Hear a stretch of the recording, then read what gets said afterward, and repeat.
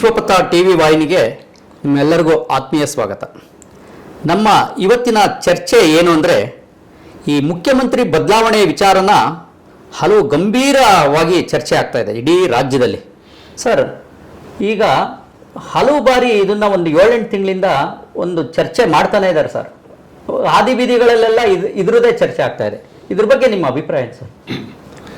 ಇದು 7-8 ತಿಂಗಳು ಮಾತ್ರ ಅಲ್ಲ, 2023ರಲ್ಲಿ ಕಾಂಗ್ರೆಸ್ ಅಧಿಕಾರಕ್ಕೆ ಬರೋ ಸಂದರ್ಭದಲ್ಲಿ ಮುಖ್ಯಮಂತ್ರಿ ಗಾದಿ ವಿಚಾರಕ್ಕೆ ಭಾಳ ದೊಡ್ಡ ಒಂದು ಸಂಘರ್ಷ ನಡೀತು. ಆಗ KPCC ಅಧ್ಯಕ್ಷರಾದಂಥ DK ಶಿವಕುಮಾರ್ ಮತ್ತು ವಿರೋಧ ಪಕ್ಷದ ನಾಯಕರಾದಂಥ ಸಿದ್ದರಾಮಯ್ಯನವ್ರ ನಡುವೆ ಒಂದು ದೊಡ್ಡ ಸಂಘರ್ಷ ಅಂತ ಹೇಳ್ಬೋದು. ನಡೆದಾಗ ಹೈಕಮಾಂಡ್ನಲ್ಲಿ ಒಂದು ತೀರ್ಮಾನ ಆಯಿತು. ಕೊನೆಗೆ ಅವರು ಸಿದ್ದರಾಮಯ್ಯನವರು ಮುಖ್ಯಮಂತ್ರಿ ಆದರು.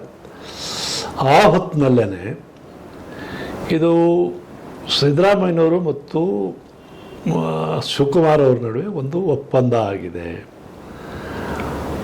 ಹೈಕಮಾಂಡ್ ನೇತೃತ್ವ ಮುಂದೆನೇ ಇದಾಗಿದೆ ಅನ್ನೋ ಒಂದು ಚರ್ಚೆ. ಅದು ಹಾಗೆ ಎಲ್ಲ ಇದು ಅಧಿಕೃತವಾಗಿ ಇಲ್ಲಿ ತನಕ ಏನು ತೀರ್ಮಾನ ಆಯಿತು ಅನ್ನೋದ್ರ ಬಗ್ಗೆ ಯಾರೂ ಕೂಡ ಹೇಳ್ತಾ ಬಂದಿಲ್ಲ.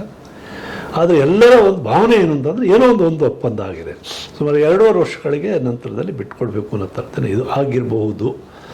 ಆ ಕಾರಣದಲ್ಲಿ ಹೈಕಮಾಂಡ್ ಅವರು ಒಂದು ಭರವಸೆ ಕೊಟ್ಟ ಕಾರಣಕ್ಕಾಗಿಯೇ DK ಶಿವಕುಮಾರ್ ಅವರು ಪದೇ ಪದೇ ಒತ್ತಾಯವನ್ನು ಮಾಡ್ತಾ ಬರ್ತಾ ಇದ್ದಾರೆ ಅನ್ನುವಂಥ ಒಂದು ಅಭಿಪ್ರಾಯ ಬರ್ತಾ ಇದೆ. ಈಗ ಏನಾಗಿದೆ, 3 ವರ್ಷ ಆಯಿತು, ಆಗ್ತಾ ಬರ್ತಾಯಿದೆ. ಈಗ ಮೇ 20ನೇ ತಾರೀಕಿಗೆ ಕಾಂಗ್ರೆಸ್ ಸರ್ಕಾರ ರಾಜ್ಯದಲ್ಲಿ ಬಂದು ಇನ್ನೂ ಆಗೋದಿಲ್ಲ. ಇನ್ನು ಮುಂದೆ ಇರೋ 2 ವರ್ಷದ ಅವಧಿ ಒಳಗಡೆ ನನಗೆ ಸ್ಥಾನ ಬೇಕೇ ಬೇಕು, ಇನ್ನು ಕಾರಣ ನಾನು ಸಹಿಸ್ಕೊಳ್ಳೋಕ್ಕಾಗೋದಿಲ್ಲ ಅನ್ನುವಂಥ ಅಭಿಪ್ರಾಯನ DK ಶಿವಕುಮಾರ್ ಹೊಂದಿರೋ ಕಾಣ್ತಿದೆ. ಹಾಗಾಗಿ ಅವರೀಗ ಲಾಬಿಯನ್ನು ಶುರು ಮಾಡಿದ್ದಾರೆ, ಹೈಕಮಾಂಡ್ ಹತ್ರ ಹೋಗಿದ್ದಾರೆ. ಅದ್ರ ಬಗ್ಗೆ ಈಗಾಗಲೇ ಚರ್ಚೆ ಶುರು. ಸರ್, ಯಾವಾಗಲೂ ಕಾಂಗ್ರೆಸ್ ಪಕ್ಷ ಹೈಕಮಾಂಡ್ ಪಕ್ಷ ಅಂತಾರೆ, ನಿಮಗೆ ಗೊತ್ತಿರಂಗೆ. ಅಂತ ಏನು ದುರ್ಬಲ ಅಲ್ಲ ಕಾಂಗ್ರೆಸ್ ಹೈಕಮಾಂಡ್ನಲ್ಲಿ. ಆದರೆ ಇತ್ತೀಚೆಗೆ ಯಾಕೋ ಹೈಕಮಾಂಡು ತುಂಬ ಮೌನ ವಹಿಸಿರೋದ ಹಿಂದೆ ಉದ್ದೇಶ ಏನಿರ್ಬೋದು ಅಂತ ಯಾರಿಗೂ ಗೊತ್ತಾಗ್ತಾ ಇಲ್ಲ. ಅದು ಒಂದು ಏನು ಅಂತಂದರೆ, ಕರ್ನಾಟಕದ ವಿಚಾರಕ್ಕೆ ಸಂಬಂಧಪಟ್ಟಂತೆ ಹೈಕಮಾಂಡಿಗೆ ಸ್ವಲ್ಪ ಒಂದು ಭಯ ಕೂಡ ಇದ್ದಂಗಿದೆ. ಸಿದ್ದರಾಮಯ್ಯನವ್ರನ್ನ ಬದಲಾವಣೆ ಮಾಡಿದರೆ ಏನಾಗ್ಬೋದು ಪರಿಣಾಮ, ರಾಜಕೀಯವಾಗಿ ಏನಾದರೂ ಒಂದು ಗಂಡಾಂತರ ಆಗ್ಬೋದೇನೋ. ಯಾಕೆಂದರೆ ಅವರು ಅಹಿಂದ ಸಮುದಾಯಗಳ ಒಂದು ಚಾಂಪಿಯನ್ ಅನ್ನೋ ಥರ ಒಂದು ಇಮೇಜ್ ಇದೆ ಅವರಿಗೆ, ಸಿದ್ದರಾಮಯ್ಯನವರಿಗೆ. ನಾಳೆ ಏನಾದರೂ ಹೆಚ್ಚು ಕಡಿಮೆ ಆದರೆ ಒಂದು ಧ್ರುವೀಕರಣ ಆಗಿ ಮತ್ತೇನಾದರೂ ಸರ್ಕಾರ ಬಿದ್ದೋಗೋ ಮಾತ್ರಲ್ಲ, ಮುಂದಿನ 28 ಚುನಾವಣೆ ಹೊತ್ತಿಗೆ ಏನಾದರೂ ಸಮಸ್ಯೆ ಆಗ್ಬೋದು ಅನ್ನುವಂಥ ಆತಂಕ ಕೂಡ ಹೈಕಮಾಂಡಲ್ಲಿ ಇದ್ದಂತೆ ಕಾಣ್ತಾ ಇದೆ. ಅದ್ರ ಜೊತೆಗೆ ಈಗ DK ಶಿವಕುಮಾರ್ ಅವರಿಗೆ ನಮಗೆ ಗೊತ್ತಿರೋ ಮಾಹಿತಿ ಪ್ರಕಾರ ಸೋನಿಯಾ ಗಾಂಧಿಯವರು, ಅವರ ಮಗಳು ಪ್ರಿಯಾಂಕಾ ವಾರ್ದಾ ಮತ್ತು ರಾಷ್ಟ್ರದ AICC ಅಧ್ಯಕ್ಷರಾದಂಥ ಮಲ್ಲಿಕಾರ್ಜುನ ಖರ್ಗೆ ಮತ್ತು ಹೈಕಮಾಂಡ್ ಭಾಳ ಪ್ರಮುಖ ಪಾತ್ರ ವಹಿಸ್ತಿರುವಂಥ ಕರ್ನಾಟಕ ವಿದ್ಯಮಾನಗಳಿಗೆ ಸಂಬಂಧಪಟ್ಟಂತೆ ಸುರ್ಜಿವಾಲ, ಇವರು ಇಷ್ಟು ಜನ ಕೂಡ ಇವರಿಗೆ DK ಶಿವಕುಮಾರ್ ಅವರಿಗೆ ಒಂದು ರೀತಿಯ ಒಪ್ಪಿಗೆ ಕೊಟ್ಟಿದ್ದಾರೆ ಅನ್ನುವಂಥ ಒಂದು ವದಂತಿ ಬರ್ತಾ ಇದೆ. ಮುಖ್ಯವಾಗಿ ಈಗ ರಾಹುಲ್ ಗಾಂಧಿಯವರು ಮತ್ತು ವೇಣುಗೋಪಾಲ್ ಅವರು ಇಬ್ಬರ ನಡುವೆ ಒಂದು ಇದೆ. ಒಂದು ಅವರಿಬ್ಬರು ಇನ್ನೂ ಕೂಡ ಪೂರ್ಣ ಪ್ರಮಾಣದ ಒಪ್ಪಿಗೆಯನ್ನು ಕೊಟ್ಟಿಲ್ಲ ಅಂತ. ಇದೇ ಒಂದು ಭಯದಿಂದ ನಾಳೆ ಏನಾದರೂ ಹೆಚ್ಚು ಕಡಿಮೆ ಆದರೆ ನಾಳೆ ಇರೋದೊಂದೇ ಸರ್ಕಾರಕ್ಕೆ ರಾಷ್ಟ್ರದಲ್ಲಿ ಕಾಂಗ್ರೆಸ್ ದೊಡ್ಡ ರಾಜ್ಯಗಳಲ್ಲಿ ಏನಾರಿದ್ದರೆ ಇದು ಕರ್ನಾಟಕ, ಇನ್ನು ಮಿಕ್ಕ ಸಣ್ಣ ಪುಟ್ಟ ರಾಜ್ಯಗಳು, ಇನ್ನು ಕೇರಳದಲ್ಲೇನೋ ಈಗ ಮತ್ತೆ UDF ಬರುತ್ತೆ ಅನ್ನೋ ಥರ ಒಂದು ಇದು ಬರ್ತಾ ಇದೆ. ಇರೋದ್ರಲ್ಲಿ ಕರ್ನಾಟಕ ದೊಡ್ಡ ರಾಜ್ಯ, ಅದೆಲ್ಲ ಕಳ್ಕೊಳ್ಳೋದು ಹೇಗೆ ಅನ್ನೋ ಒಂದು ಆತಂಕ ಹೈಕಮಾಂಡಲ್ಲಿ ಇದ್ದಂಗೆ ಕಾಣುತ್ತೆ. ಹಾಗಾಗಿ ಇದು ವಿಳಂಬ ಆಗ್ತಾ ಬರ್ತಾ ಇದೆ ಅನ್ನೋದು. ಸರಿ, ಕರಾವಳಿ ಭಾಗದ ಒಬ್ಬರು ಶಾಸಕರು ವಿಧಾನಸಭೆಲೇನೆ ನೇರವಾಗಿ ಮುಖ್ಯಮಂತ್ರಿ ಅವರಿಗೆ ಪ್ರಶ್ನೆ ಮಾಡಿದ್ರು. ಏನು ಅಂತ ಹಾಸ್ಯ ಮಿಶ್ರಿತವಾಗಿ, ಸರ್ ನಿಮ್ದು ಯಾವ್ದು ಹೈಕಮಾಂಡ್ ಸರ್, ಅದು ದೇವೇಗೌಡ್ರನ್ನೇ ಅವತ್ತು ನೀವು ಮೀರಿ ಬಂದ್ಬಿಟ್ಟು ಇವತ್ತು ಮುಖ್ಯಮಂತ್ರಿ ಆಗಿದ್ದೀರಾ ಬೇರೆ ಪಕ್ಷದಲ್ಲಿ, ನೀವು ಇದು ಯಾವ್ದು ಸರ್ ಹೈಕಮಾಂಡು, ಬಂದು ಬಿಸ್ಸಾಗಿ ಸರ್ ನೀವು ನೋಡಿ ಸರ್ ನಿಮ್ಮ ಹಿಂದೆ, ಈ ತರ ಒಂದು ವಾದ. ಸಿದ್ದರಾಮಯ್ಯನವರು ಅವಾಗ್ಲೂ ಕೂಡ ನೋಡಪ್ಪ ನಾನು ಆದ್ರೆ ಹೈಕಮಾಂಡ್ ಏನ್ ಹೇಳ್ತಾರೆ ಅದನ್ನ ಪಾಲನೆ ಮಾಡ್ತೀನಿ ಅಂತಾನೆ ಹೇಳಿದ್ರು ಆಗ್ಲೂ ಕೂಡ. ಅಂತವೆಲ್ಲ ನೋಡಿದಾಗ ಸಿದ್ದರಾಮಯ್ಯನವರು ಹೈಕಮಾಂಡ್ ಆದೇಶ ಪಾಲನೆ ಮಾಡ್ತಾರೆ ಅಂತ ನಿಮ್ಗೆ ನಂಬಿಕೆ ಇದೆಯಾ ಸರ್? ಈಗ ಆಕಸ್ಮಿಕವಾಗಿ ಈಗ ಉಲ್ಲಂಘನೆ ಮಾಡಿದ್ರು ಕೂಡ ಏನಾಗ್ಬೋದು, ಹೈಕಮಾಂಡ್ ಆದೇಶವನ್ನು ಬಹುಶಃ ಉಲ್ಲಂಘನೆ ಮಾಡಲ್ಲ ಅಂತ ನನ್ನ ಭಾವನೆ. ಯಾಕೆಂತಂದ್ರೆ ಈಗಾಗಲೇ ಅವರು ಕಾಂಗ್ರೆಸ್ಸಿಂದಲೇ 5+3 ಈಗ 8 ವರ್ಷಗಳ ಕಾಲ ಮುಖ್ಯಮಂತ್ರಿ ಆಗಿದ್ದಾರೆ. ಅವರು ಉಲ್ಲಂಘನೆ ಮಾಡಲಾರ. ಒಂದೇನು ಅಂದರೆ ಅವರ ಹಿಂಬಾಲಕರು ಒತ್ತಡ ಇದೆ, ಅವ್ರ ಮೇಲೆ ತುಂಬ ದೊಡ್ಡ ಪ್ರಮಾಣದ ಒತ್ತಡ ಇದೆ. ವಿಶೇಷವಾಗಿ ಹಿರಿಯ ಮಂತ್ರಿಗಳೆಲ್ಲರೂ ಕೂಡ ಸಿದ್ದರಾಮಯ್ಯನವರು ಮುಂದುವರಿಬೇಕು ಅನ್ನೋಂಥ ಅಭಿಪ್ರಾಯ ಹೊಂದಂಗಿದೆ. ಅದಕ್ಕಾಗಿ ಅವರು ಸಿದ್ದರಾಮಯ್ಯನವ್ರ ಮಗ ಆಗಾಗ ಹೇಳ್ತಿರ್ತಾರೆ, ನಮ್ಮ 5 ವರ್ಷಗಳ ಕಾಲ ನಮ್ಮ ಇವರೇ ಮುಖ್ಯಮಂತ್ರಿ ಮುಂದುವರಿತಾರೆ ನಮ್ಮ ತಂದೆ ನನ್ನ ಥರ ಮಾತು ಹೇಳ್ತಿದ್ದಾರೆ. ಒಂದೇನು ಹೈಕಮಾಂಡು, ಏಕೆಂತಂದರೆ ಕಾಂಗ್ರೆಸ್ಸಲ್ಲಿ ಏನು ಅಂತಾರೆ, ಸಿದ್ದರಾಮಯ್ಯ ಪವರ್ಫುಲ್ ಇರ್ಬೋದು, ರಾಜ್ಯ ಮಟ್ಟದ ಪವರ್ಫುಲ್ ಇರ್ಬೋದು, ಆದರೆ ಪಕ್ಷ ಅಂತ ಬಂದಾಗ ಒಂದು ಹೈಕಮಾಂಡ್ ಅಂತ, ಇದು ಎಲ್ಲ ಪಕ್ಷಗಳಲ್ಲೂ ಕೂಡ, ಈಗ BJPಯಲ್ಲೂ ಕೂಡ ಒಂದು ಹೈಕಮಾಂಡ್ ಅಂತ ಇಟ್ಕೊಂಡಿದ್ದಾರೆ. ಯಾಕೆಂತಂದರೆ ಏನೇ ಒಂದು ಇಲ್ಲಿ ಭಿನ್ನಾಭಿಪ್ರಾಯಗಳು ಬಂದಾಗ ಅಥವಾ ಸಂಕಷ್ಟ ಬಂದಾಗ ಅದಕ್ಕೆ ಒಂದು ಪರಿಹಾರ ಕೊಡಲಿಕ್ಕೆ ಒಂದು ಹೈಕಮಾಂಡ್, ಒಂದು ದೇವರಿದ್ದಂಗೆ. ನಾವು ಯಾವಾಗಲೂ ದೇವ್ರ ಮೇಲೆ ಹರಕೆ ಹಾಕ್ಕೊಡ್ತೀವಿ, ಆ ಥರದ ತೋರಿಸ್ಕೊಳ್ಳೋದು. ಆ ದೇವ್ರು ಅನುಮತಿ ಕೊಟ್ಟ ಮಾಡ್ತೀವಿ, ಅನುಮತಿ ಕೊಟ್ಟ ಇವ್ರಿಗೆ ಅದು ಇರುತ್ತೋ ಬಿಡುತ್ತೋ ಎರಡನೇ ಅದಕ್ಕೆ ಇವರೇ ದೇವರಿಗೆ ವೆಂಕಟೇಶ್ವರನಿಗೆಲ್ಲ ಪೂಜೆ ಮಾಡಿ ಮಾಡಿ ಮಾಡಿ ಅವರಿಗೆ ಒಂದು ಹೆಚ್ಚು ಶಕ್ತಿ ತಂದು ಕೊಟ್ಟಂಗೆ ಇವರೇ ಹೈಕಮಾಂಡಿಗೆ ಹೇಳಿ ಹೇಳಿ ಹೇಳಿ ಹೈಕಮಾಂಡನ್ನು ಕೂಡ ಒಂದು ಶಕ್ತಿಯುತಗೊಳಿಸುವಂಥ ಅದು ಬೇಕಾಗುತ್ತೆ ಒಂದು ಪಕ್ಷಕ್ಕೆ ಅಂತ ಅನಿಸುತ್ತೆ. ಯಾಕೆಂತಂದರೆ ಇಲ್ಲದಿದ್ದರೆ ಈ ತೀರಾ ಅಶಿಸ್ತಾಗ್ತಾ ಹೊರಟು ಅದನ್ನು ನಿಭಾಯಿಸೋದು ಕಷ್ಟ ಆಗ್ತಾ ಹೊರಟು. ಅದಕ್ಕೆ ಒಂದು ನೆಪ, ಈಗ ವಿಸ್ತರಣೆ, ಮಂತ್ರಿಮಂಡಲ ವಿಸ್ತರಣೆ ವಿಚಾರ ಬಂತು ಅಂತ ಇಟ್ಟು ಒಂದು ಹೈಕಮಾಂಡ್ ನೆಪ ಹೇಳ್ಕೊಳ್ತಾ ಬರ್ತಾರೆ. ಇನ್ನೇನೋ ಒಂದು ಬೋರ್ಡ್ ಚೇರ್ಮನ್ ಮತ್ತು ಹೈಕಮಾಂಡ್ ಅನುಮತಿ ಬೇಕಾಗುತ್ತೆ ಅಂತ ಹೇಳ್ತಾ ಈ ಒಂದು ಭಿನ್ನ ಮಹತ್ವವನ್ನು ಅಡಗಿಸ್ಲಿಕ್ಕೂ ಕೂಡ ಒಂದು ಹೈಕಮಾಂಡಿನ ಒಂದು ನೆಪ ಸರ್. ಆದ್ರೂ ಕೂಡ ಸರ್, ಇತ್ತೀಚೆಗೆ ಆಗ್ತಾ ಇರೋ ವರ್ತಮಾನಗಳು ಕೆಲವು ವರ್ಷಗಳಿಂದಾನೇ ಅಂತ ಹೇಳ್ಬೋದು, 1 ವರ್ಷಗಳ ಮೇಲಾಯ್ತು. ಈಗ ರಾಜಣ್ಣವ್ರನ್ನ ಹೈಕಮಾಂಡ್ ಮೇಲೆ ಏನೋ ಒಂದು ಮಾತು ಹೇಳಿದ್ರು, ನೇರವಾಗ ನಿಷ್ಠುರವಾದಿ ರಾಜಣ್ಣವ್ರು, ನಿಮಗೆ ಗೊತ್ತಿರಂಗೆ ಏನಾದ್ರು ಇದ್ರೆ ಬಾಯಿ ಬಿಟ್ಟು ಮಾತಾಡ್ಬಿಡ್ತಾರೆ ನೇರವಾಗಿ. ರೀ ಹಂಗೆ ರೀ ನಾನು ಮಾತಾಡೋದು, ನಾನೀಗ ಹೊರಗಡೆ ಹೋಗಿ ಬಂದೆ ರೀ, ಒಂದ್ ಪೆಗ್ ಹೊಡೆದೆ, ಫಂಕ್ಷನ್ ಮುಗೀತು, ಬಂದಪ್ಪ, ಅದಕ್ಕೇನ್ರಿ ಮಹತ್ವ ಕೊಡ್ತೀರಾ, ಅದನ್ನು ಹೇಳ್ಬೇಕೇನ್ರಿ ಅನ್ನಂಗೆ ಆ ತರ ನೇರವಾದ ವ್ಯಕ್ತಿತ್ವ. ಅಂಥವ್ರನ್ನ ಒಂದು ಕ್ರಮ ಕೈಗೊಂಡಾಗ ಸಿದ್ದರಾಮಯ್ಯನವ್ರು ಅದಕ್ಕೆ ಏನು ಆಕ್ಷೇಪಣೆನೇ ಮಾಡಲಿಲ್ಲ, ಅವ್ರು ಬೆಂಬಲಿಗರಾಗಿ ಗುರುತಿಸ್ಕೊಂಡವ್ರು. ಇದು DK ಶಿವಕುಮಾರ್ ಏನಾಯ್ತು, ಅಪ್ಪರ್ ಹ್ಯಾಂಡ್ ಆಯ್ತು ಅಂತ ಕೆಲವರು ಮಾತಾಡ್ತಾ ಇದ್ದಾರೆ. ಅಂದ್ರೆ DK ಶಿವಕುಮಾರ್ ಪ್ರಬಲವಾಗಿ ಅವರು ಸಾಧಿಸ್ಕೊಂಡೇ ಬರ್ತಾ ಇದ್ದಾರೆ, ಸಿದ್ದರಾಮಯ್ಯನವ್ರ ಬೆಂಬಲಿಗರನ್ನ ಹಿನ್ನಡೆ ಆಗ್ತಾ ಇದೆ. ಆದ್ರೂ ಸಿದ್ದರಾಮಯ್ಯನವರು ಅದ್ರ ಬಗ್ಗೆ ಚಕಾರ ಎತ್ತುತ್ತಿಲ್ಲ ಅಂತ. ಇದು ರಾಜಣ್ಣವರು ಒಂದು ಮಾತು ಹೇಳಿದ್ದಾರೆ ನಮಗೆ. 2018 ಮತ್ತು 13 ಮತ್ತು 18 ನಡುವಿನ ಸಿದ್ದರಾಮಯ್ಯ ಬೇಕು ನಮಗೆ. ಅವರು ಈಗ 23 ನಂತರ ಸಿದ್ದರಾಮಯ್ಯ ಅವರು ಯಾಕೋ ದುರ್ಬಲ ಆಗ್ತಾ ಇದ್ದಾರೆ ಅನ್ನೋ ಮಾತನ್ನು ಇವರೇ ಹೇಳ್ತಾ ಇದ್ದಾರೆ. ಏನೋ ಒಂದು ದೌರ್ಬಲ್ಯ ಕಾಣ್ತಾ ಇದೆ, ಹಿಂದಿನ ಸಿದ್ದರಾಮಯ್ಯನವ್ರ ಥರ ಇಲ್ಲ ಅನ್ನೋ ಮಾತನ್ನು ರಾಜಣ್ಣ ಕೂಡ ಹೇಳ್ತಾರೆ. ಬಹುಶಃ DK ಶಿವಕುಮಾರ್ ಒತ್ತಡ ತುಂಬ ಹೈಕಮಾಂಡ್ ಮೇಲೆ ಇದ್ದಂಗಿದೆ ರಾಜಣ್ಣ ಅವ್ರ ವಿಚಾರದಲ್ಲಿ, ಅದರಲ್ಲೇನು ಅನುಮಾನ ಇರಲಾರ್ದು.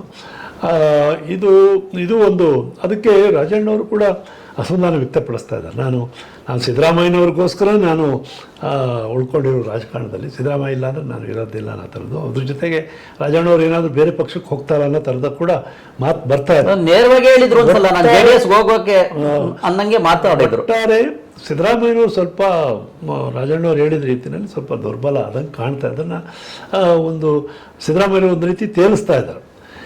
ಈಗ ಎಲ್ಲಕ್ಕಿಂತ ಮುಖ್ಯವಾಗಿ ನನ್ನ ದೃಷ್ಟಿಯಿಂದ ಏನಂತಂದರೆ, ಈ ಆಕಸ್ಮಿಕವಾಗಿ ಏನಾದರೂ ಒಂದು ಒಪ್ಪಂದ ಆಗಿದ್ದರೆ ಅದನ್ನು ಗೌರವಿಸೋದು ಸೂಕ್ತ ಅನ್ನೋದು ನನ್ನ ಭಾವನೆ. ಏಕೆಂತಂದರೆ ಈಗ 23 ನಂತರ ಏನು ಸಿದ್ದರಾಮಯ್ಯನವ್ರ ಸರ್ಕಾರ ಇದೆ, ಅದು ಬಂದ ನಂತರದಲ್ಲಿ ಈಗ ಗ್ಯಾರಂಟಿ ಸ್ಕೀಮ್ ಅದು ಇದೆಲ್ಲ ಆಗಿದೆ. ಆದರೆ ಒಂದು ಬಹಳ ದಿಟ್ಟವಾದಂಥ ಕ್ರಮಗಳನ್ನು ಸಿದ್ದರಾಮಯ್ಯನವರು ತಗೊಳ್ತಿಲ್ಲ ಅನ್ನುವಂಥದ್ದು ಒಂದು ಸರ್ಕಾರ ಒಂದು ಪರಿಣಾಮಕಾರಿಯಾಗಿಲ್ಲ ಅನ್ನುವಂಥ ಅಭಿಪ್ರಾಯ ವ್ಯಾಪಕವಾಗಿದೆ.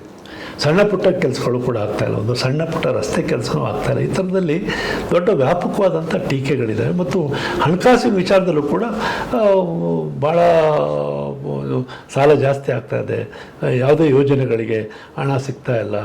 ಇದು ಬಜೆಟಲ್ಲಿ ಘೋಷಣೆ ಮಾಡಿದಂಥ ಕಾರ್ಯಕ್ರಮಗಳಿಗೆ, ಉದಾಹರಣೆಗೆ ಹಾಸನ ಮಹಾನಗರ ಪಾಲಿಕೆ ಆದಂಥ 200 ಕೋಟಿ ರೂಪಾಯಿ ಕೊಡ್ತೀವಿ ಅಂತ ಹೇಳಿದರು. ಅದನ್ನು ಕೂಡ ಅಲ್ಲಿ ಹೋಗಿ ಹಣಕಾಸು ಇಲಾಖೆ ಕೇಳಿದರೆ ಖಂಡಿತ ನಾವು ಕೊಡೋಕ್ಕಾಗಲ್ಲ, ಪರಿಸ್ಥಿತಿ ಇಲ್ಲ ಅಂತ ಹೇಳ್ತಾ ಇದ್ದಾರೆ ಅಂತ ಶಾಸಕರು ಹೇಳ್ತಾ ಇದ್ರು. ಈ ಥರ ಸರ್ಕಾರ ಎಲ್ಲೋ ನಿಂತಲ್ಲಿ ನಿಂತಿದೆ, ಒಂದು ಸ್ಥಗಿತ ಆಗಿದೆ ಅನ್ನುವಂಥ ಭಾವನೆ ಉಂಟಾಗ್ತಾ ಇದೆ. ಇದನ್ನ ಒಂದು ಸಿದ್ದರಾಮಯ್ಯನವರು ಮುಂದುವರಿಯೋದಾದರೆ ಏನಾದರೂ ಒಂದು ಕ್ರಾಂತಿಕಾರಕವಾದಂಥ ರೀತಿಯಲ್ಲಿ ಅವರು ಸರ್ಕಾರವನ್ನು ಒಂದು ಪರಿಣಾಮಕಾರಿಯಾದಂಥ ಕ್ರಾಂತಿಕಾರಕ ಅನ್ನೋಂಥ ಬದಲಾಗಿ ಪರಿಣಾಮಕಾರಿಯಾಗಿ ಒಂದು ಸರ್ಕಾರವನ್ನು ಕೊಡುವ ಥರದಲ್ಲಿ ಮಾಡಬೇಕಾದ ಅವಶ್ಯಕತೆ. ಹೀಗೆ ಮುಂದುವರೆದ್ರೆ ಖಂಡಿತ ಈಗಾಗಲೇ ಕಾಂಗ್ರೆಸ್ ನಾಯಕರ ಕಡೆ ಮಾತಾಡ್ತಿದ್ದಾರೆ, ಕಷ್ಟ ಆಗುತ್ತೆ, ನಾವು ಮುಂದಿನ ಚುನಾವಣೆ ನಾವು ಅಧಿಕಾರಕ್ಕೆ ಬರೋದು ಕಷ್ಟ ಆಗುತ್ತೆ. ಬಾಲಕೃಷ್ಣ ಅವರು, ಮಾಗಡಿ ಬಾಲಕೃಷ್ಣ ಅವರು ಅದನ್ನು ಓಪನ್ ಆಗಿ, ಮಾಗಡಿ ಬಾಲಕೃಷ್ಣ ಅವರು ಡಿ.ಕೆ. ಶಿವಕುಮಾರ್ ಅವರ ಹಿಂಬಾಲಕರು. ಹಾಗಾಗಿ ಈಗ ಸಿದ್ದರಾಮಯ್ಯನವರು ಒಂದು ದಿಟ್ಟವಾದ ಕ್ರಮ ತಗೊಂಡು ಒಂದು ಪರಿಣಾಮಕಾರಿಯಾದಂಥ ಒಂದು ಆಡಳಿತವನ್ನು ಕೊಡಬೇಕು, ಇಲ್ಲ ಅಧಿಕಾರವನ್ನು ಬಿಟ್ಟುಕೊಡ್ಬೇಕು. ಇದರಲ್ಲಿ ಒಂದು ಪ್ರಶ್ನೆ ಸೂಕ್ಷ್ಮ ಕೂಡ ಇದೆ. ದಲಿತ ಮುಖ್ಯಮಂತ್ರಿ ಪ್ರಶ್ನೆಗಳು ಕೂಡ ಕೇಳ್ತಾ ಇದ್ದಾರೆ ನಮಗೆ. ಅದೊಂದಂತೂ ಸತ್ಯ, ಅದನ್ನು ನಾವು ನಿರಾಕರಿಸೋಕ್ಕಾಗಲ್ಲ. ಯಾಕೆಂತಂದರೆ ರಾಜ್ಯದಲ್ಲಿ ಬ್ರಾಹ್ಮಣರ ಆಡಳಿತ ನಡೆಸ್ತಾರೆ. ಹಿಂದೆ ರೆಡ್ಡಿ ಮುಖ್ಯಮಂತ್ರಿ ಇದ್ದರು, ಒಕ್ಕಲಿಗರು ಮುಖ್ಯಮಂತ್ರಿ ಆದರು, ಲಿಂಗಾಯತರಾದರು, ಹಿಂದುಳಿದ ವರ್ಗದವರಾದರು, ಇವೆಲ್ಲ ಸಮುದಾಯಗಳು ಆಗಿದ್ದಾವೆ. ಆದರೆ ಭಾಳ ಒಂದು ದೊಡ್ಡ ಶಕ್ತಿಯಾಗಿ ಒಂದು ಪ್ರಬಲ ಒಂದು ಸಮುದಾಯ ಆಗಿ, ಪ್ರಬಲ ಅನ್ನೋದಕ್ಕಿಂತ ಹೆಚ್ಚು ಸಂಖ್ಯಾಬಲದಿಂದ ಇರುವಂಥ ಒಂದು ದಲಿತ ಸಮುದಾಯದಿಂದ ಮುಖ್ಯಮಂತ್ರಿ ಆಗಿಲ್ಲ ಅನ್ನುವಂಥ ಏನು ಒಂದು ಅತೃಪ್ತಿ ಇದೆ, ಅದು ನ್ಯಾಯಬದ್ಧವಾದಂಥ ವಿಚಾರ. ಅದು ಅದಕ್ಕೆ ಅವ್ರಿಗೊಂದು ಸ್ಥಾನ ಕೊಡಲೇಬೇಕಾದಂಥ ಒಂದು, ಏಕೆಂದರೆ ಕಾಂಗ್ರೆಸ್ಸಿಗೆ ಹೆಚ್ಚು ದಲಿತರು ಬೆಂಬಲವನ್ನು ಕೊಡ್ತಾ ಬಂದಿದ್ದಾರೆ. ಒಂದು. ಎರಡನೇದು, ಬಸವಲಿಂಗಪ್ಪನವರಿಂದ ಹಿಡಿದು ಬಸವಲಿಂಗಪ್ಪ ಇರ್ಬೋದು, ಬಿ ರಾಚಾಯಿ ಇರ್ಬೋದು, ಎನ್ ರಾಚಾಯಿ ಇರ್ಬೋದು, ಆನಂತರ ಮಲ್ಲಿಕಾರ್ಜುನ್ ಖರ್ಗೆ ಅವರು, ಆಮೇಲೆ ನಮ್ಮ ಇವರು ಯಾರು ಡಾಕ್ಟರ್ ಪರಮೇಶ್ವರರು ಕೂಡ, ಅವರೆಲ್ಲರೂ ಕೂಡ ಒಂದು ಸ್ಥಾನದಿಂದ ವಂಚಿತರಾದಂಥವ್ರು. ಹಿಂದೆ ಎಸ್ ಎಂ ಕೃಷ್ಣ ಸರ್ಕಾರ ಹೋದ ನಂತರದಲ್ಲಿ ಮಲ್ಲಿಕಾರ್ಜುನ್ ಖರ್ಗೆ ಅವರು ಸಮ್ಮಿಶ್ರ ಸರ್ಕಾರ ಬಂದಾಗ JDS ಮತ್ತು ಕಾಂಗ್ರೆಸ್ ಆದಾಗ ಹೆಚ್ಚು ಅವಕಾಶ ಇತ್ತು ಖರ್ಗೆ ಅವರಿಗೆ, ಅದು ತಪ್ಪು ಹೋಯಿತು. ಆಮೇಲೆ KPCC ಅಧ್ಯಕ್ಷರಾಗಿದ್ದರು ಡಾಕ್ಟರ್ ಪರಮೇಶ್ವರ್ ಅವರು. ಅವರು ಸಾಮಾನ್ಯವಾಗಿ ಯಾರು KPCC ಅಧ್ಯಕ್ಷರಾಗಿರ್ತಾರೆ, ಅವರು ಯಾವ ನೇತೃತ್ವದಲ್ಲಿ ಚುನಾವಣೆ ನಡೀತದೆ ಅವರೇ ಮುಖ್ಯಮಂತ್ರಿ ಅದೊಂದು ಸಂಪ್ರದಾಯ ಪಾಲನೆ ಮಾಡ್ಕೊಂಡು ಬಂದಿದ್ದಾರೆ. 2013ರಲ್ಲಿ ಡಾಕ್ಟರ್ ಪರಮೇಶ್ವರ್ ಅವರಿಗೆ ಅವಕಾಶ ಇತ್ತು. ಈಗ ಏನಾಗಿದೆ, ಇವರು ವಯಸ್ಸಾಗಿದೆ ಮತ್ತು ಆಲ್ ಇಂಡಿಯಾ AICC ಅಧ್ಯಕ್ಷರಾಗಿದ್ದಾರೆ ಖರ್ಗೆ ಅವರು, ಅವರಿಗೆ ಮುಖ್ಯಮಂತ್ರಿ ಸ್ಥಾನವನ್ನು ಕೇಳಲಿಕ್ಕೆ ಬರಲಾರರು. ಒಂದು. ಎರಡನೇದು, ಪರಮೇಶ್ವರ್ ಈಗ ಅವರೇನೆ ಒಂದು ರೀತಿ ಸಿದ್ದರಾಮಯ್ಯ ಮುಂದುವರಿರಲಿ ಅನ್ನೋ ಥರ ಹೇಳ್ತಾ ಬಂದಿದ್ದಾರೆ ಅನ್ನೋ ಥರ ಭಾವನೆಗಳಿದ್ದಾವೆ. ಹಾಗಾಗಿ ಪರಮೇಶ್ವರ್ ಒಂದು ಅವರಿಗೆ ಬೆಂಬಲ ಕೂಡ ಕಡಿಮೆ ಇದ್ದಂಗೆ ಕಾಣ್ತಾ ಇದೆ. ಅದೊಂದು ಅವರು ಆಮೇಲೆ ಅವರು ಅದಕ್ಕೆ ಬೇಕಾದಂಥ ಒಂದು ಒತ್ತಡವನ್ನು ಹೇರುವಂಥ ಕೆಲಸ, ಒಂದು ಲಾಬಿ ಮಾಡುವಂಥ ಏನು ಡಿ.ಕೆ. ಶಿವಕುಮಾರ್ ಲಾಬಿ ಮಾಡ್ತಾ ಇದ್ದಾರೆ, ಆ ಥರದ ಲಾಬಿಯನ್ನು ಪರಮೇಶ್ವರ್ ಮಾಡ್ತಾ ಇಲ್ಲ. ಅದು ಬಹುಶಃ ಅದು ಹಿನ್ನಡೆ ಆಗುತ್ತೆ ಅಂತ ಕಾಣುತ್ತೆ. ಅವರು ಕೂಡ ಹೈಕಮಾಂಡ್ ಏನ್ ಹೇಳ್ತಾರೆ ನಾವು ಅದನ್ನು ಪಾಲನೆ ಮಾಡ್ತೀವಿ ಅಂತಾನೆ ಒಂದು ಒಳಗಡೆ ಅಂತೂ ಒಂದು ಅಸಮಾಧಾನ ಇದ್ದೇ ಇರ್ತಾರೆ, ಒಂದು ಅವಕಾಶ ಸಿಗಬೇಕಿತ್ತು ಅನ್ನೋವಂಥದ್ದು, ಅದಂತೂ ಹೌದು. ಆಮೇಲೆ ಕಾಂಗ್ರೆಸ್ಸಿಗೆ ದೊಡ್ಡ ಪ್ರಮಾಣದಲ್ಲಿ ಬೆಂಬಲ ನೀಡಿದಂಥ ಮುಸ್ಲಿಮ್ಸಲ್ಲಿ ಒಂದು ಕ್ಲೈಮ್ ಮಾಡೋ ಪರಿಸ್ಥಿತಿಯಲ್ಲಿ ಮುಸ್ಲಿಮ್ಸ್ ಇಲ್ಲ. ಈಗ ನಮಗೆ ಅಲ್ಲಿ ಕೂಡ ಪ್ರಬಲವಾಗಿ ನಾವು ಮುಖ್ಯಮಂತ್ರಿ ಬೇಕು ಅಂತ ಕೇಳೋ ಪರಿಸ್ಥಿತಿ, ಆದರೆ ದಲಿತರ ಇದೆ. ಈಗ ಆ ಥರದಲ್ಲಿ ಒಂದು ಹೈಕಮಾಂಡ್ ಈಗ ಅದಕ್ಕೆ ತೂಗಿ ನೋಡಿ ಯಾರನ್ನು ಮಾಡೋದು, ಏನು ಮಾಡೋದು. ಇನ್ನೊಂದು ದೊಡ್ಡ ಆತಂಕ ಏನು ಅಂತಂದರೆ, ಡಿ.ಕೆ. ಶಿವಕುಮಾರ್ ಅವ್ರ ಮೇಲೆ ಹಲವಾರು ಕೇಸ್ಗಳಿದ್ದಾವೆ. ಅದು ಈಗ ವಿಚಾರಣೆ ನಡೀತಾ ಇರುವಂಥ ಪ್ರಕರಣಗಳು ಕೂಡ ಇದ್ದಾವೆ. ಏನಾದರೂ ಹೊಸ ಕ್ರಮ, ಇವರು ಏನು BJP ನಾಯಕತ್ವ, ಅವರು ಅರವಿಂದ್ ಕೇಜ್ರಿವಾಲ್ ಅಂತವ್ರ ಮೇಲೆ ಅವರು ಮುಖ್ಯಮಂತ್ರಿ ಸ್ಥಾನದಲ್ಲಿ ಇದ್ದಾಗಲೇ ಇದಕ್ಕೆ ಜೈಲಿಗೆ ಕಳಿಸುವಂಥ ಕೆಲಸ ಮಾಡ್ತಾರೆ. ಆ ರೀತಿ ಏನಾದರೂ ಡಿ.ಕೆ. ಶಿವಕುಮಾರ್ ಅವ್ರ ಮೇಲೆ ಏನಾದರೂ ಅದು ಇದ್ರೂ ಇರ್ಬೋದು, ಭಯ ಕೂಡ, ಮುಖ್ಯಮಂತ್ರಿಯಲ್ಲೇ ಅವರು ಏನಾದರೂ ಒಂದು ಕೇಸಿಗೆ ಸಿಲುಕಿಸಿ ಅನ್ನೋ ಥರದಲ್ಲಿ ಈಗ ಅವರು. ಆಮೇಲೆ ಇತ್ತೀಚೆಗೆ ಸರ್ ಅದಕ್ಕೆ ಕಿಂಬು ಕೊಟ್ಟಂತೆ ದಾವಣಗೆರೆ ಉಪಚುನಾವಣೆಯಲ್ಲಿ ಈ ಮುಸ್ಲಿಂ ಮತ್ತೆ ಅದೇ ಮುಸ್ಲಿಂಗೆ ವೋಟ್ ಕೊಡ್ಲಿಲ್ಲ ಅಂದ್ರೆ ಟಿಕೆಟ್ ಕೊಡ್ಲಿಲ್ಲ ಅಂತ ಅಸಮಾಧಾನ ಜಮೀರ್ ಮೇಲೆ ಅವರು ಕೂಡ ಸಿದ್ದರಾಮಯ್ಯನವ್ರು ಬೆಂಬಲಿಗರು. ಅವರು ಸಮರ್ಥಿಸ್ಕೊಂಡ್ರು, ಅಂದ್ರೆ ಕಾಂಗ್ರೆಸ್ನ ಸಮರ್ಥಿಸ್ಕೋಬೇಕಲ್ಲ ಅಂದ್ಬಿಟ್ಟು, ಇಲ್ಲ ನಾನು ಕೇರಳ ಚುನಾವಣೆಗೆ ನನಗೆ ಕಳಿಸಿದ್ರು ಅಂತ. ಇದು ಏನೋ ಒಂದು ರೀತಿ ಅಸಮಾಧಾನದ ಹೊಗೆ ಆಡ್ತಾ ಇದೆ ಅನ್ನೋ ಸಂದೇಶ ಅಂತೂ ಇದೆ. ಇನ್ನೇನು ರಿಸಲ್ಟ್ ಇನ್ನೊಂದ್ 2-3 ದಿನದಲ್ಲಿ ರಿಸಲ್ಟ್ ಬರ್ಬೋದು. ಅದೇನಾದ್ರು ರಿಸಲ್ಟ್ ಬಂದ್ರೆ ಅಕಸ್ಮಾತ್ ಸಿದ್ದರಾಮಯ್ಯನವ್ರನ್ನ ಅದ್ರ ನೆಪದಲ್ಲಾದ್ರೂ ಏನಾದ್ರು ಇಳಿಸಕ್ಕೆ ಅದು ಈಗಂತೂ ಹೌದು. ಈಗಂತೂ ಅದು ಈಗ ಮೇ 20 ಸರ್ಕಾರ ಇದಾಗುತ್ತೆ. ಜೊತೆ ಅವ್ರದ್ದೇನು ಜನ್ಮದಿನ ಆಚರಣೆ ಅನ್ನೋ ಥರ ಹೊರಟಿದ್ದಾರೆ. ಇವರು ಶಿವಕುಮಾರ್ ಅಂತೂ ಬಹಳ ಪಟ್ಟು ಹಿಡಿಯೋದಂತೂ ನಿಶ್ಚಿತ. ಆದರೆ ಅವರು ಕಾಂಗ್ರೆಸ್ ಬಿಟ್ಟು ಆಚೆ ಹೋಗ್ಲಾರು. ಕಾಂಗ್ರೆಸ್ ಬಿಟ್ಟು ಆಚೆ ಹೋಗಿ BJPಯನ್ನು ಬೆಂಬಲ ಅಧಿಕಾರ ಇಟ್ಕೊಳ್ಳೋ ಥರದ್ದೆಲ್ಲ ಪರಿಸ್ಥಿತಿ ಇಲ್ಲ. ಅವರು ಏನಿದ್ರು ಒಬ್ಬ ಕಾಂಗ್ರೆಸ್ಸಲ್ಲಿ ದೊಡ್ಡ ನಿಷ್ಠೆಯನ್ನು ತೋರ್ಕೊಂಡ್ಬಂದಂಥ ಅಲ್ಲ, ಅವ್ರಿಗೂ ಕೂಡ ಭಯ ಇದೆ ಅನ್ಸುತ್ತೆ. ಹೌದು. ಜೈಲ್ಗೆ ಅಕಸ್ಮಾತ್ ಏನಾದ್ರು ಮತ್ತೆ ಕೇಸ್ ರೀಓಪನ್ ಆದಾಗ, ಅದು ರಾಜೀನಾಮೆ ಕೊಡಿ ಅಂತ ಒತ್ತಡ ಬಂದಾಗ ಏನಾಗ್ಬೋದು, ಅದನ್ನೇನಾದ್ರು ಬ್ಯಾಲೆನ್ಸ್ ಮಾಡಕ್ಕೆ ಸಿದ್ದರಾಮಯ್ಯನವರು ಈ ತರ ಏನಾದ್ರು ನಿಧಾನಗತಿ ಮಾಡ್ತಾ ಇದ್ದಾರೆ ಅಂತ ಆ ಭಯ ಅಂತೂ ಇದ್ದೇ ಇರುತ್ತೆ. ಹೈಕಮಾಂಡ್ಗೂ ಕೂಡ ಅದು ಇದ್ದೇ ಇರ್ತದೆ. ಏಕೆಂದರೆ ಹೇಳಿ ಕೇಳಿ ಸಿದ್ದರಾಮಯ್ಯ ನಮ್ಮ DK ಶಿವಕುಮಾರ್ ಅವರು ಇದ್ರ ವಿಚಾರದಲ್ಲಿ ಸಾಕಷ್ಟು ವ್ಯವಹಾರದ ವಿಚಾರಗಳಲ್ಲಿ ಅಂಥ ಕೇಜ್ರಿವಾಲ್ ಮತ್ತು ನೀವು ಹೇಳ್ತೀರಾ ಇವರು ನಮ್ಮ ಕೇಂದ್ರ ನಮ್ಮ ಆಮ್ ಆದ್ಮಿ ಪಕ್ಷದಲ್ಲಿ ಏನು ಉಪಮುಖ್ಯಮಂತ್ರಿ ಆಗಿದ್ದರು, ಅವ್ರ ಬಗ್ಗೆ ಒಂದು ಸಣ್ಣ ಚೀಟಿ ಕೂಡ ಸಿಕ್ಕಲಿಲ್ಲ. ಅವ್ರನ್ನ ಹಲವಾರು ತಿಂಗಳುಗಳ ಕಾಲ ಜೈಲಲ್ಲಿ ಇಡುವಂಥ ಕೆಲಸ ಮಾಡ್ತಾ ಬಂದರು. ಆ ಥರದಲ್ಲಿ DK ಶಿವಕುಮಾರ್ ಅವ್ರ ಮೇಲೆ ಆ ಥರದ ಸಾಕಷ್ಟು ಪ್ರಕರಣಗಳು ಇರೋದ್ರಿಂದ ಅವ್ರನ್ನ ನಾಳೆ ಏನಾದರೂ ಆ ಥರದ ಬಂಧನ ಮಾಡಿದರೆ ಭಾಳ ಪಕ್ಷ ಒಂದು ಮುಜುಗರ ಆಗ್ಬೋದು ಅನ್ನೋಂಥ ಆತಂಕ ಹೈಕಮಾಂಡ್ಗೆ ಇರ್ಬೋದು. ಆದರೆ ಒಟ್ಟಾರೆ ಏನಂತಂದರೆ ಜನರ ದೃಷ್ಟಿಯಿಂದ ಇವತ್ತು ಕಾಂಗ್ರೆಸ್ ಹೈಕಮಾಂಡ್ ಒಂದು ಗಟ್ಟಿಯಾದಂಥ ನಿರ್ಧಾರನ ತಗೊಳ್ಳೇಬೇಕು. ಏಕೆಂದರೆ ಇಲ್ಲದಿದ್ದರೆ ಖಂಡಿತ ವ್ಯಾಪಕವಾಗಿ ಅಸಮಾಧಾನ ಇದೆ. ಅದ್ರ ಜೊತೆಗೆ JDS ಮತ್ತು BJP ಕೂಡ ಹೊಂದಾಣಿಕೆ ಮಾಡಿಕೊಂಡಿರೋದ್ರಿಂದ ರಾಜ್ಯದಲ್ಲಿ ಬಹುಪಾಲು ಒಕ್ಕಲಿಗರು ದೇವೇಗೌಡರು ಕುಟುಂಬವನ್ನೇ ಹೆಚ್ಚು ಅನುಸರಿಸ್ತಾ ಇರೋದ್ರಿಂದ BJP ಜೊತೆಗೆ ಇವರು ಒಕ್ಕಲಿಗರು ಕೂಡ ಮತವನ್ನು ಕೊಡಲಿಕ್ಕೆ ಅದು ಇನ್ನೊಂದು ಅದಕ್ಕೆ ಕೊಟ್ಟಂತೆ ಹೇಳ್ತೀನಿ ಸರ್. ಮೊನ್ನೆ ಜಮೀರ್ ಅವರು JDSಗೆ ಹೋಗ್ಬಿಡ್ತಾರೆ ಅಂತ ಅಪ್ಸಿದ್ರು. ಅದಕ್ಕೆ ಬಲವಾಗಿ ಮಾಗಡಿ ಬಾಲಕೃಷ್ಣ ಅವ್ರು ಹೇಳಿದ್ರು, ನೋಡಪ್ಪ ನೀನು ಕರ್ಕೊಂಬಂದಿದ್ದು ಕಾಂಗ್ರೆಸ್ಗೆ ಕರ್ಕೊಂಬಂದಿದ್ದು ನೀನೆ, ಈಗ ಹಂಗೇನಾದ್ರು ಹೋಗಂಗಿದ್ರೆ ನಮ್ಮನ್ನು ಕರ್ಕೊಂಡು ಹೋಗೋ ಜವಾಬ್ದಾರಿ ನಿಂದು ಅಂತ ಒಂದು ಮಾರ್ಮಿಕವಾಗಿ ಹೇಳಿದ್ರು. ಅದು ದೊಡ್ಡ ಚರ್ಚೆ ಆಯ್ತು. ಇಂಥವೆಲ್ಲ ಸಣ್ಣ ಪುಟ್ಟ ನೋಡಿದಾಗ ಏನೋ ಗೊಂದಲ ಇದೆ ಅನಿಸ್ತಾ ಇದೆ. ಅನುಮಾನವೇ ಇಲ್ಲ. ಆಮೇಲೆ ರಾಜಣ್ಣವ್ರು ಕೂಡ ಮುಖ್ಯಮಂತ್ರಿ ಪದವಿನ ತ್ಯಾಗ ಮಾಡಕ್ಕೆ ಸಿದ್ದರಾಮಯ್ಯನವ್ರು ರೆಡಿ ಇದ್ದಾರೆ ಅಂತ ಹೈಕಮಾಂಡ್ ಹೇಳಿದ್ರೆ, ಅವರು ಅದನ್ನೇ ಹೇಳ್ತಾ ಇರೋದು. ಹೈಕಮಾಂಡ್ ಹೇಳಿದ್ರೆ ಅನ್ನೋ ಒಂದು ಪದ ಬಳಸ್ತಾ ಇದ್ದಾರೆ. ಎಲ್ಲೋ ಒಂದ್ ಕಡೆ ರಾಹುಲ್ ಗಾಂಧಿಯವರು ಸಿದ್ದರಾಮಯ್ಯನವರಿಗೆ ಒಂದು ಭರವಸೆ ಕೊಟ್ಟಿದ್ದಾರೆ ಅನ್ನೋ ಥರದ್ದು ಒಂದು ಮಾತು ಇದೆ. ನಾವು ಬದಲಾವಣೆ ಮಾಡೋಕ್ಕಾಗಲ್ಲ ಅನ್ನೋ ಥರದಲ್ಲಿ ಹೇಳಿದ್ದಾರೆ ಅನ್ನೋ ಥರ. ಅದಕ್ಕೆ ಅವರ ಯತೀಂದ್ರ ಅವರು ಪದೇ ಪದೇ ಹೇಳ್ತಿರ್ತಾರೆ, ಇದ್ರೆ 5 ವರ್ಷ ಮುಂದುವರಿತಾರೆ ಅಂತ ಮಾತು ಹೇಳ್ತಾರೆ. ಆದರೆ ಒಟ್ಟಾರೆ ವಿದ್ಯಮಾನ ಇವತ್ತು ಸರ್, ಅದೊಂದು DK ಶಿವಕುಮಾರ್ ಏನಾದ್ರು ಅಕಸ್ಮಾತ್ ಕಾಂಗ್ರೆಸ್ ಬದಲಾವಣೆ ಮಾಡಲೇಬೇಕು ಅಂತ ಹೇಳಿ ಮಾಡಿದ್ರೆ, DK ಶಿವಕುಮಾರ್ ಮುಖ್ಯಮಂತ್ರಿ ಆದ್ರು ಅನ್ಕೊಳ್ಳಿ, ರಾಜ್ಯದ ಪರಿಸ್ಥಿತಿ ಹೇಗೆ ಆಗ್ಬೋದು ಸರ್? ಇಲ್ಲ, ಅವರು ಏನೋ ಅವರ ಹಿಂಬಾಲಕರು ಇತ್ತೀಚೆಗೆ ನನಗೆ ಬೆಂಗಳೂರಲ್ಲಿ ಹೇಳ್ತಾ ಇದ್ರು, ಅವರೇನೋ ತುಂಬ ಯೋಜನೆಗಳು ಈಗಾಗಲೇ ಸಿದ್ಧಗೊಳಿಸ್ಕೊಂಡಿದ್ದಾರೆ, ಇತ್ತಿದ್ದ ಕೆಲಸಗಳನ್ನು ಮಾಡಬೇಕು ಅನ್ನೋ ಥರದಲ್ಲೇ ಇದ್ದಾರೆ ಅಂತ. ಒಂದೇನು ಅಂತಂದರೆ ಈಗಾಗಲೇ ಸ್ವಲ್ಪ ಬೇರೆ ಪ್ರಗತಿಪರ ಚಿಂತಕರವರಲ್ಲಿ ಒಂದು ದೊಡ್ಡ ಆತಂಕ ಏನಂತಂದರೆ, ಅವರು ತುಂಬ ಬಂಡವಾಳಶಾಹಿ ವ್ಯವಸ್ಥೆ ಪರವಾಗಿರುವಂಥವ್ರು ಮತ್ತು ಅವರು ಖಾಸಗಿ ಶಿಕ್ಷಣ ಸಂಸ್ಥೆಗಳನ್ನ ನಡೆಸಿರುವಂಥವ್ರು ದೊಡ್ಡ ಅವರು. ಹಾಗಾಗಿ ಜಾಸ್ತಿ ಬಂಡವಾಳಶಾಹಿ ಪರವಾಗಿ ಕೆಲಸ ಮಾಡ್ತಾ ಹೋಗ್ಬೋದು. ಆಮೇಲೆ ಅವರು ಪರಿಸರದ ಸೂಕ್ಷ್ಮತೆ ಬಗ್ಗೆ ಅವರಲ್ಲಿ ಇಲ್ಲ ಸೂಕ್ಷ್ಮ ಇಲ್ಲ. ಅವರು ಭಾಳ ಇದಕ್ಕೆ ಕೆಲಸ ಮಾಡೋಕ್ಕೆ ಹೊರಡ್ಬೋದು ಸ್ವಲ್ಪ. ಆ ಥರದ್ದೆಲ್ಲ ಆತಂಕಗಳು ಇದ್ದಾವೆ. DK ಶಿವಕುಮಾರ್ ಅವರು ಬಂದ ನಂತರ ಅವ್ರ ಹಿಂಬಾಲಕರ ಪ್ರಕಾರ ಏನೋ ಸಾಕಷ್ಟು ಯೋಜನೆಗಳನ್ನು ಕೂಡ ಸಿದ್ಧ ಮಾಡಿ ಇಟ್ಕೊಂಡಿದ್ದಾರೆ. ಅವ್ರೇನೋ ಕಾರ್ಯರೂಪಕ್ಕೆ ತರಬೇಕು ಅನ್ನೋ ಥರ ಇದ್ದಾರೆ ಅಂತ. ಆದರೆ ಒಂದು ಹೊಸ ಮುಖ ಬಂದಾಗ ಬಹುಶಃ ಏನಾದರೂ DK ಶಿವಕುಮಾರ್ ಅವರು ಮುಖ್ಯಮಂತ್ರಿ ಆದರೆ ಒಕ್ಕಲಿಗರು ಏನಾದರೂ ಕಾಂಗ್ರೆಸ್ ಕಡೆಗೆ ಹೋಗ್ತಾರಾ ಅನ್ನೋ ಥರದ್ದು ಒಂದು ಲೆಕ್ಕಾಚಾರ ಕೂಡ ಇದೆ. ಅದು ಆಮೇಲೆ ಒಂದು ಹೊಸ ಮುಖ ಬಂತು ಅನ್ನೋ ದೃಷ್ಟಿಯಿಂದ ಏನಾದರೂ ಆಡಳಿತದಲ್ಲಿ ಸ್ವಲ್ಪ ಏನಾದರೂ ಬದಲಾವಣೆ ಕೂಡ ಆಗಿ ಕಾಂಗ್ರೆಸ್ ಅನುಕೂಲ ಆಗ್ಬೋದು ಅನ್ನೋ ಲೆಕ್ಕಾಚಾರಗಳು ಕೂಡ ಇದ್ದಾವೆ. ಹಾಗಾಗಿ ಬದಲಾವಣೆಯನ್ನು ಮಾಡಿದ್ರು ಕೂಡ ಆಶ್ಚರ್ಯ ಇಲ್ಲ. ಆದರೆ ಹೆಚ್ಚಿನ ಅವಕಾಶ DK ಶಿವಕುಮಾರ್ ಅವರಿಗೆ ಇರುವಂಥದ್ದು. ಬೇರೆ ಇದ್ರ ಪರಿಣಾಮ 2028 ಮೇಲೆ ಯಾವ ರೀತಿ ಆಗ್ಬೋದು ಸರ್? ಸಿದ್ದರಾಮಯ್ಯನವರು ಸೈಲೆಂಟ್ ಆಗಿ ಒಂದೇನು ಅಂದರೆ, ಸಿದ್ದರಾಮಯ್ಯ ಈಗ DK ಶಿವಕುಮಾರ್ ಅವರಿಗೆ ಸಿದ್ದರಾಮಯ್ಯ ಮತ್ತು ಅವರ ಹಿಂದ ಬೆಂಬಲ ಇಲ್ಲದೇ ಅವರು ಮುಖ್ಯಮಂತ್ರಿ ಆಗೋದೇ ಇಲ್ಲ.